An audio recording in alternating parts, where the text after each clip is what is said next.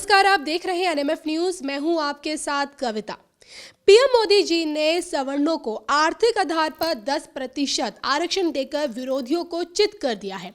PM Modi का ये master stroke क्या बीजेपी की 2019 में नैया पा लगा पाएगा या फिर महागठबंधन को इससे नुकसान पहुंचेगा? इस पर बातचीत करने के लिए आज हमारे साथ मौजूद है दुनिया के सुप्रसिद्ध सुदर्शन चक्र ज्योतिष आचार्य श्री संबेत्रा अशोका जी। संबेत्रा जी, आपका बहुत बहुत स्वागत है हमारे इस कार्यक्रम में।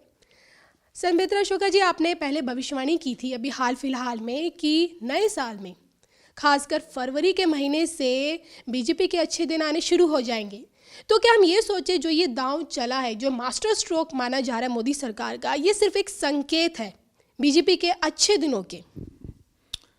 बिल्कुल, आप उसकी जो फाउंडेशन है, देखिए, जब कोई पौधा जो है हम अगर फल के लिए लगाते हैं या फूल के लिए लगाते हैं तो वो पहले लगाया जाता है। मैंने भविष्यवाणी ये की थी कि आपके मोदी जी के जो ग्रह दशा जो है वो फरवरी से चेंज होने वाली है और उसका ये फाउंडेशन उन्होंने पहला स्ट्रोक जो है, मास्टर स्ट्रोक जो है, स्वर्णों को उनकी आय के आधार पर जो 10% का उन्होंने जो रिजर्वेशन दिया है आर्थिक आधार पर, वो जो है सिर्फ स्वर्णों में नहीं, वो पूरी आपकी जो रिजर्वेशन है उसमें एक बहुत बड़ी क्रांति ले आएगा। क्योंकि आर्थिक आधार रिजर्वेशन के साथ जुड़ते ही जो है रिजर्वेशन पे जो बाबा साहब अंबेडकर का सोच थी कि निम्न वर्ग या पिछड़ा वर्ग या आर्थिक रूप से बहुत पिछड़ा वर्ग, उसको रिजर्वेशन देके ऊपर लाया जाए। अभी करंट में आप देखिएगा हो क्या रहा, चाहे वो पिछड़ा वर्ग है, चाहे वो ओबीसी है, चाहे अति पिछड़ा वर्ग है, चाहे हरिजन है, इन सब पर जो कोटा लगा है उस कोटे का पिछले 70 साल से जिन लोगों ने फायदा लिया है वो निरंतर फायदा ले रहे हैं। आप इस तरीके से समझिएगा कि हर कैटेगरी में 3 कैटेगरी हैं, लोअर क्लास, दूसरी कैटेगरी है मिडिल क्लास और तीसरी कैटेगरी है अपर क्लास या अपर क्लास। इन तीनों कैटेगरियों में रिजर्वेशन जो है वो लोअर क्लास कैटेगरी के लिए है। लेकिन जो रिजर्वेशन, जो परसेंटेज दी जा रही है, उसका फायदा कौन उठा रहा है? उसका फायदा उठा रहा है रिजर्व कैटेगरीज में मिडिल क्लास या अपर मिडिल क्लास या अपर क्लास। अगर पिता आईएएस अफसर हैं तो उसके बेटे को, या आईपीएस अफसर हैं तो उसके बेटे को रिजर्वेशन की जरूरत नहीं है। एक नेता जिसकी 45,000 करोड़ की, 40,000 करोड़ की या 10,000 करोड़ से ऊपर की वेल्थ है, वो किस बात पे रिजर्वेशन मांगता है? जाति के नाम पे। जाति के नाम पे अगर रिजर्वेशन दे रहे हैं तो लोअर क्लास में गांव के जो नए आपके नेता उभर के आ रहे हैं उनको मिलना चाहिए। इसी तरीके से गांव का वो तबका जो आर्थिक और जाति के आधार से दोनों में पिछड़ा हुआ है, उसको वो फायदा नहीं हो रहा, वो वहीं का वहीं बैठा है। वहां तक फायदा पहुंचाने के लिए ये तो स्टार्ट है। 10% आर्थिक आधार पे स्वर्णों को दिया। अब हर कैटेगरी में चाहे वो जाट है, चाहे यादव है, चाहे ओबीसी है, चाहे आपका पिछड़ा वर्ग है, अति पिछड़ा वर्ग है, जो भी है, जिसका फायदा विपक्ष पार्टियां आज तक लेती आई, जिसका विपक्षी पार्टियां जो है उनको रिजर्वेशन के नाम पे वोट बैंक का फायदा लेती रही हैं, लेकिन उस कैटेगरी को फायदा नहीं मिला जिस कैटेगरी के लिए रिजर्वेशन था। अब ये जो उनसा कार्ड आपका मोदी जी ने 10% का आर्थिक आधार पे सवर्णों को, ये यूनिवर्सल हो जाएगा। हर कैटेगरी बोलेगी कि आर्थिक आधार पे ही हमें जाति के हिसाब से आप रिजर्वेशन दीजिएगा, जिससे अपर मिडिल और अपर क्लास की कैटेगरी, इन कैटेगरीज में जो क्लास थी वो इसका फ़ायदा ना उठाए, और लोअर क्लास को, अगर लोअर मिडिल क्लास को या लोअर क्लास को आर्थिक आधार पर जाति के हिसाब से दें तो अगले 10 साल में आपका जो है देश में से गरीबी साफ हो जाएगी। लेकिन उसको मिसयूज़ किया जा रहा है, और उसको मिसयूज़ कौन कर रहा है? वो नेताओं का ग्रुप, वो एक लॉबी, आईएएस लॉबी, जो मिडिल क्लास है या अपर क्लास है या अपर मिडिल क्लास है, वो उसको फ़ायदा उठा रहे हैं। वो चीज़ वहाँ तक पहुँच नहीं रही है। जैसे ही उसमें ये जो है आपका आर्थिक आधार जोड़ देंगे तो वो सब ऊपर आएंगे। सब ऊपर आएंगे तो नुकसान किसका होगा? जो लोग जातिवाद की, धर्म की, पिछड़े वर्ग की राजनीति करते थे, उन सब की राजनीति खत्म हो जाएगी।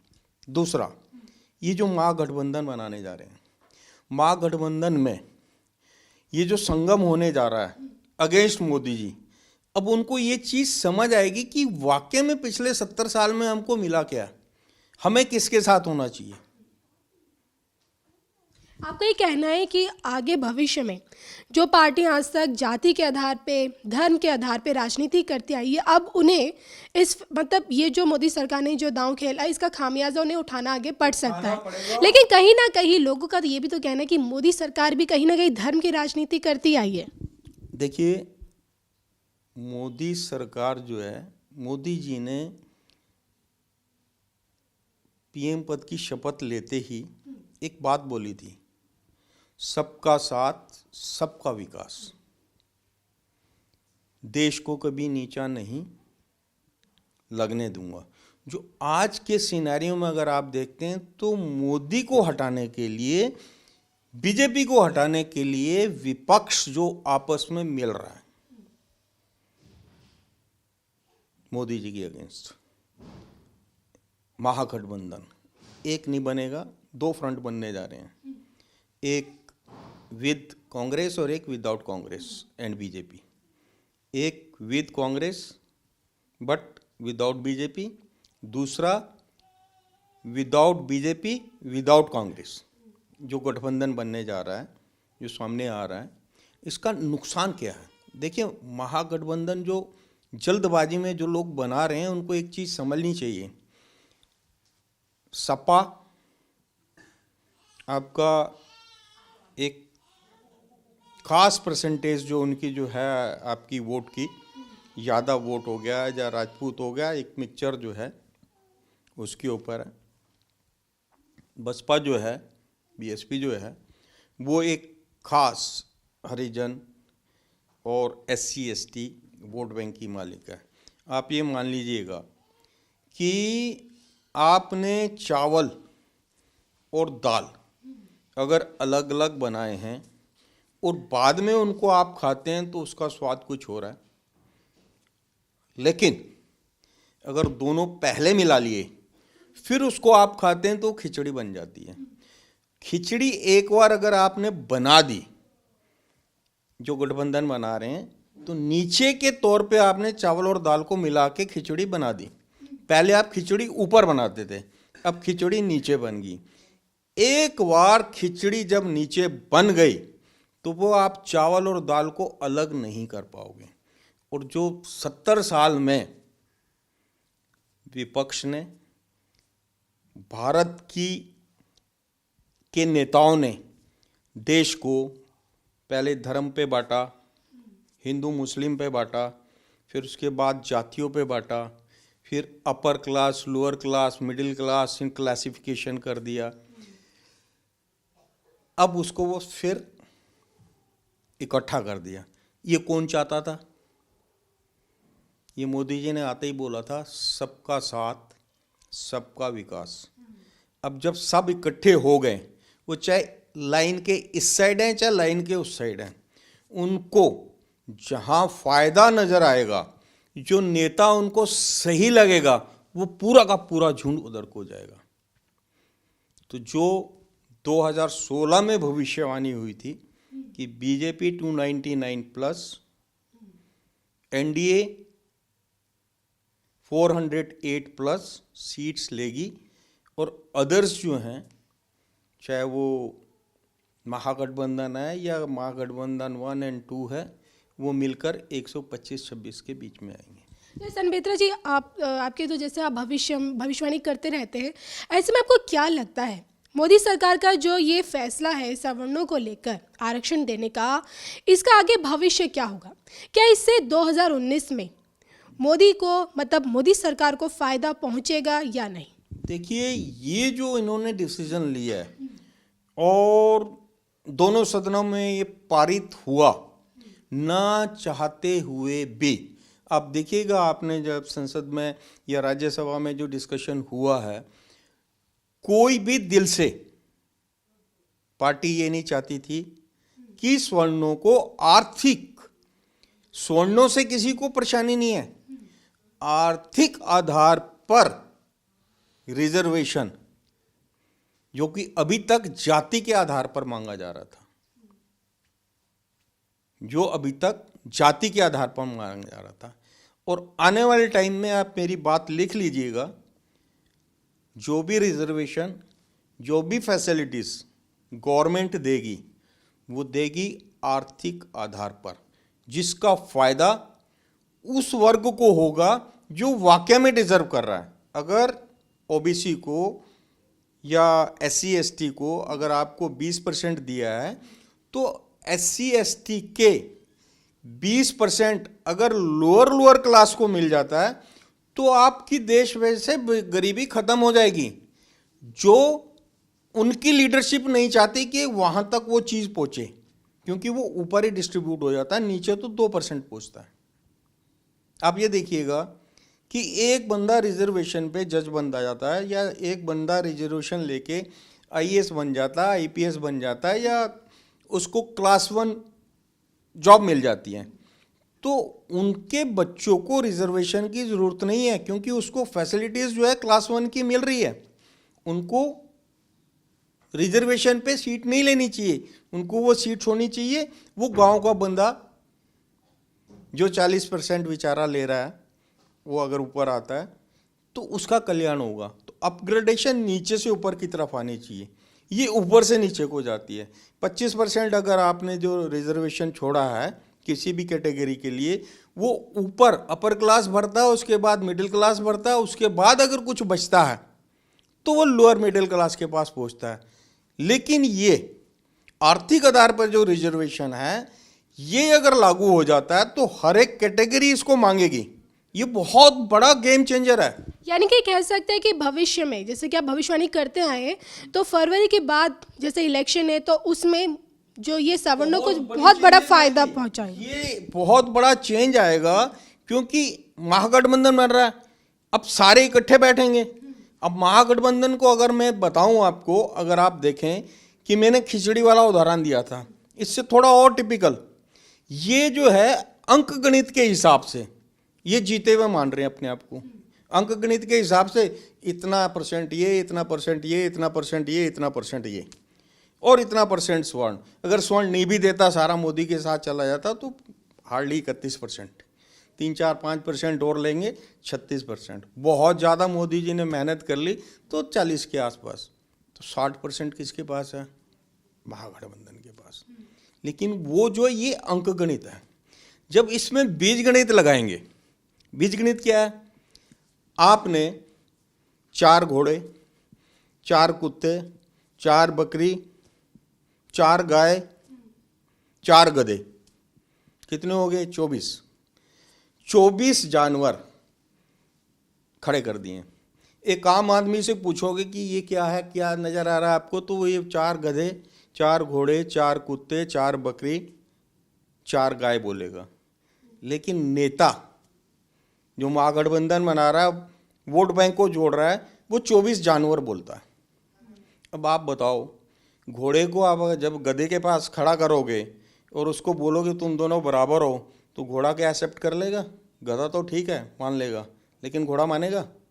या आप गधे को बोलोगे आप घोड़ा हो गए हो, 24 बन गए हो सारे, तो क्या गधा घोड़ा उस चीज़ को मान लेगा? नहीं मानेगा। इसको इस तरीके से देखिएगा। तो ये बहुत बड़ी गलती कर रहे हैं। खिचड़ी बनाने के बाद खिचड़ी दोबारा अलग नहीं हो सकती, और अलग नहीं होगी तो ये जो सी विपक्ष की रीजनल पार्टीज की राजनीति है वो खत्म हो जाएगी। आने वाले समय में दो ही पार्टी नजर आएंगी। चलिए, आपने अंक गणित से लेके बीज गणित तक समझा दिया हमें, लेकिन सवाल एक ये भी उठता है कि भले ही जो बिल है वो पास हो गया है लोकसभा से भी राज्यसभा से भी, लेकिन जैसे ही चुनाव आएंगे एंड मोमेंट पे कहीं ना कहीं क्या आपको लगता है कि भविष्य में जो विपक्ष है मोदी सरकार की राह में रोड़े अटकाने के लिए, जैसे वो तरह तरह के बयान दे रही है कि मोदी सरकार का ये दांव जो है एक तरह से धोखा है सवर्णों के साथ, और एक तरह से झुंझुना पकड़ा दिया है, जो आवाज़ जो हिलता नहीं है सिर्फ आवाज़ करता है। ये पहला सिक्सर तो ये है, मैंने आपको डिटेल में बता दिया कैसे है। दूसरा सिक्सर जीएसटी का जो उन्होंने लगा दिया अरुण जेटली ने, 20 लाख को 40 और 1.5 करोड़ वाली जो लिमिट लगाई है, उससे व्यापारिक वर्ग जो है बहुत खुश हुआ है।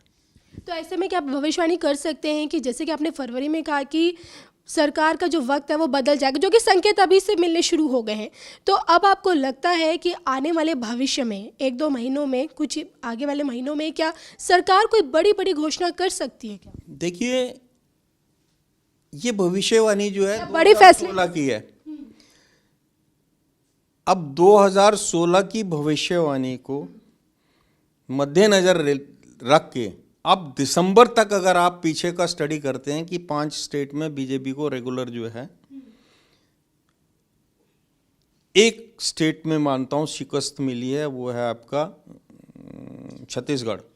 अदरवाइज मैं शिकस्त नहीं मानता, वो गेम चेंज होगा। जो देववाणी हुई है वो 19 के बाद जो है कहीं आपको नजर आएगी। लेकिन एक सेंटीमेंट